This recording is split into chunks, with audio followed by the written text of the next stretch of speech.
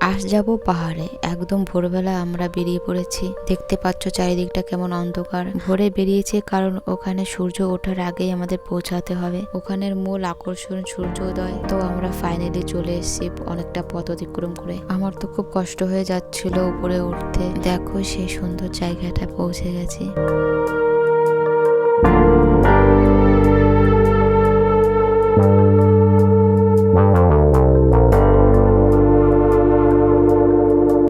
এত সুন্দর লাগছে মেঘগুলো, মনে হচ্ছে যে নিচে তুলো বিছিয়ে রেখেছে। আর চারিদিকটা খুব সুন্দর করে প্রোটেক্ট দিয়ে রেখেছিল যাতে কেউ নিচে না পড়ে যায়, কোনো রকম কোনো অসুবিধা না হয়।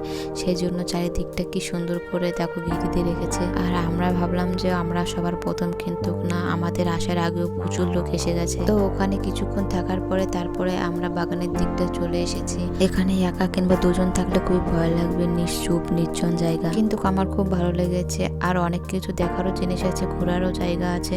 এতটা ঘুরে সারা পারা যাবে না কারণ কি প্রচুর পা ব্যথা হচ্ছিল।